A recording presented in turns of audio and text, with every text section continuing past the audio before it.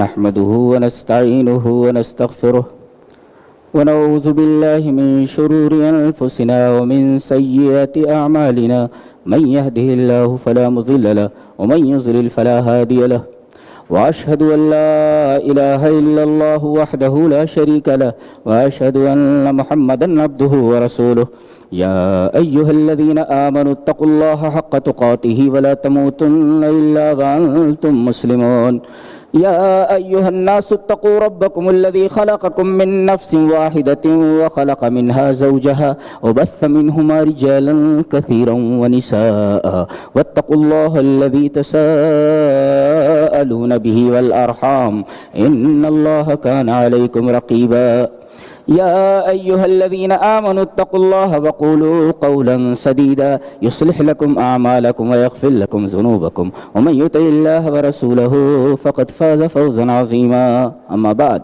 فإن خير الحديث كتاب الله وخير الهدي هدي محمد صلى الله عليه وسلم وشر الأمور محدثاتها وكل محدثة بدعة وكل بدعة ضلالة الضلالة في النار أعوذ بالله من الشيطان الرجيم بسم الله الرحمن الرحيم وذكر فإن الذكرى تنفع المؤمنين. حدیث جبرائیل کی شرح چل رہی ہے. گزشتہ جمعے میں اس حدیث پر کچھ گفتگو گزر چکی ہے.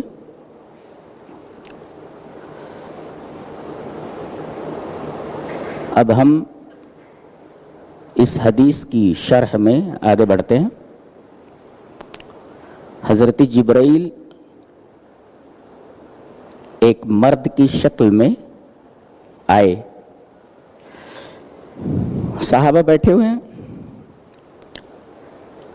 حتی جلس الی النبی صلی اللہ علیہ وسلم. چلتے چلتے وہ نبی کریم صلی اللہ علیہ وسلم کے پاس آئے اور وہیں بیٹھ گئے.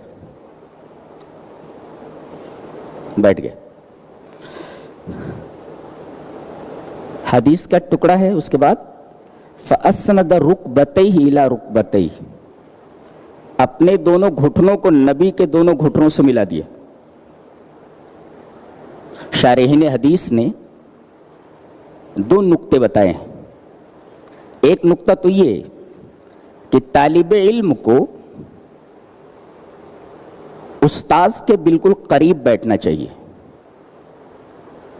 اور دوسرا نقطہ یہ ہے کہ طالب علم کو اپنے انداز اور اطوار میں دوسروں سے ممیز اور ممتاز ہونا چاہیے. لگے کہ یہ طالب علم ہے. اس کے بعد والا ٹکڑا وَوَضَعَ كَفَّيْهِ عَلَى فَخِذَيْهِ.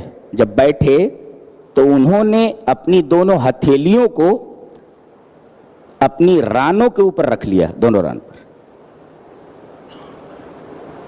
بعض شارحین یہ کہتے ہیں کہ انہوں نے اپنے ہتھیلیوں کو نبی کی دونوں رانوں پر رکھ لیا. اور بعض شارحین حدیث کہتے ہیں کہ انہوں نے اپنی دونوں ہتھیلیوں کو اپنی رانوں کے اوپر رکھ لیا. نقطہ یہ معلوم ہوا کہ طالب علم کو استاذ کے سامنے انتہائی باادب اور مؤدب ہونا چاہیے. دوسرا نقطہ یہ معلوم ہوا کہ جب دین کی بات ہو تو بڑے ادب اور وقار کے ساتھ بیٹھنا چاہیے تاکہ دینی محفلیں غیر دینی محفلوں سے ممتاز ہو جائیں. اس کے بعد ان کا پہلا سوال یا محمد. یا محمد جو ہے یا تو ایک بدو بول سکتا ہے یا فرشتہ ہی بول سکتا ہے. قرآن حکیم میں تو محمد کے ساتھ یا نہیں آیا ہے. جب بھی آیا ہے آپ کی صفت کے ساتھ آیا ہے. یا محمد کہیں نہیں ہے. یا ایھا المزمل یا ایھا المدثر وغیرہ. پہلا سوال اخبرنی عن الاسلام. ہمیں یہ بتائیے, مجھے یہ بتائیے کہ اسلام کیا ہے. سب سے پہلے اسلام کے بارے میں پوچھ رہے ہیں. آپ سے پوچھا جائے ہو آر یو, کون ہے؟ کہیں گے انا مسلم, آئی ایم اے مسلم. تو کہتے ہیں کہ بھئی مسلم کسے بولتے ہیں؟ آپ کو جواب دینا ہے. انہوں نے وہی سوال کیا کہ اسلام کیا ہے؟ تو نبی کریم صلی اللہ علیہ وسلم نے بتایا کہ اسلام کی بنیاد 5 چیزوں پر ہے، یا یہ کہہ لیں کہ اسلام 5 چیزوں کا نام ہے. پہلے شہادت اللہ الہ الا اللہ، یعنی ان تشہد لا الہ الا اللہ وان محمد رسول اللہ. اسلام نام ہے آدمی یہ گواہی دے کہ اللہ کے علاوہ کوئی معبود نہیں اور دوسرے محمد صلی اللہ علیہ وسلم اللہ کے رسول ہیں. شارحین حدیث نے لکھا ہے کہ فالشہادتان قرینتان لا ينفع احدهما دون الاخر. یہ لا الہ الا اللہ کا اقرار اور محمد الرسول اللہ کا اقرار، یہ دونوں ایک دوسرے کے قرین ہیں، ایک دوسرے کے بغیر فائدہ نہیں دیتا. کوئی آدمی اگر لا الہ الا اللہ کو مانتا ہو، محمد الرسول اللہ کو نہ مانتا ہو تو مسلمان نہیں ہے. کوئی آدمی محمد الرسول اللہ کو مانتا ہو مگر لا الہ الا اللہ کا اقرار نہ کرتا ہو، مسلمان نہیں ہے. یہ دونوں قرینتان ہیں، قرین ہیں دونوں. ایک کا اقرار آدمی دوسرے کے اقرار کو چھوڑ کر کے کرے تو مسلمان نہیں. اس کے بعد یہ فرمایا وَتُقِيمَ الصَّلَاةَ، نماز قائم کرنا. نماز اقامہ کہتے ہیں سیدھا کرنا.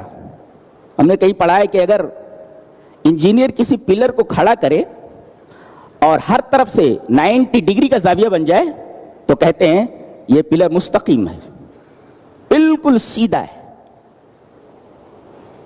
تو نماز پڑھنا نہیں ہے، نماز قائم کرنا ہے. اور نماز قائم کیسے ہوگی وہ حدیث سے پتہ چلا. کیا؟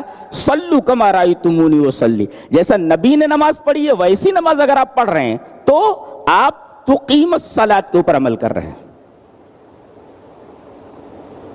اگر آپ کا نماز کا طریقہ نبی کے طریقے سے الگ ہے تو اسے نماز نہیں کہا جا سکتا، یہ اقامت صلاۃ نہیں ہے.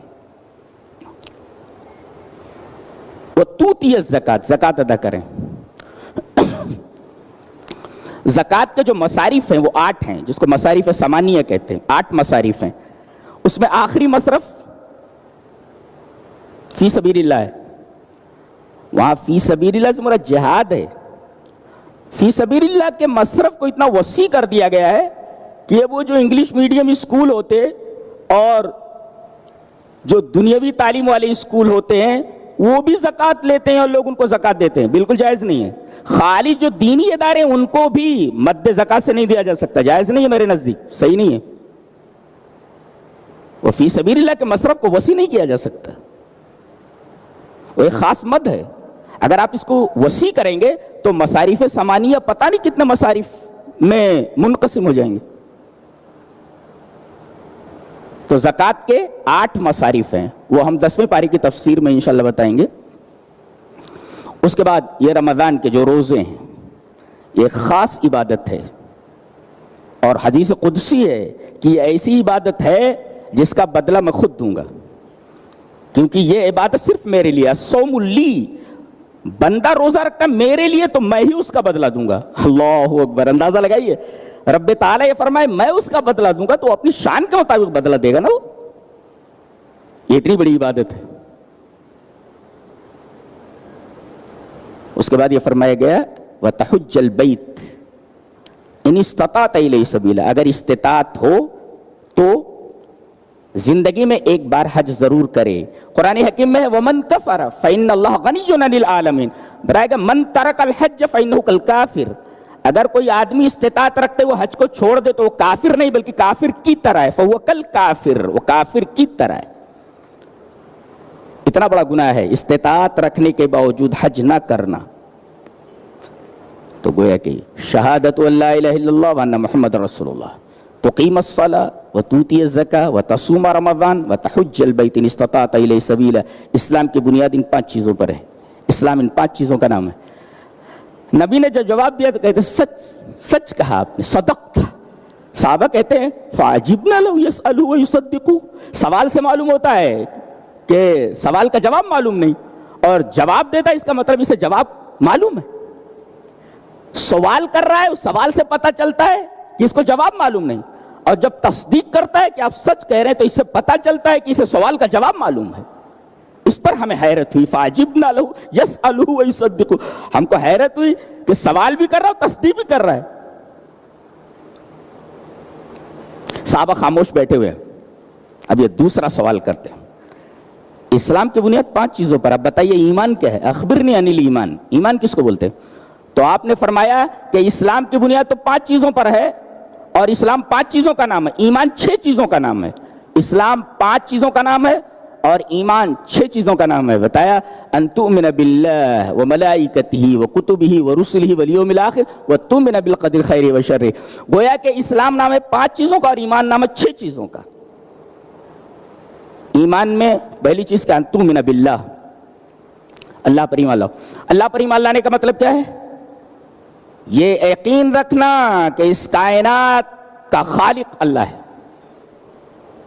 یہ عجیب پیراڈاکس ہے, یہ عجیب تضاد فکری اور تناقض ہے کہ ملحد کہتا ہے کہ اس کائنات کا پیدا کرنے والا کوئی نہیں ہے, اور جب مسلمان کہتا ہے کہ اس کائنات کا پیدا کرنے والے اللہ ہے تو کہتا ہے اللہ کو کس نے پیدا کیا؟ یہ تضاد فکری نہیں ہے؟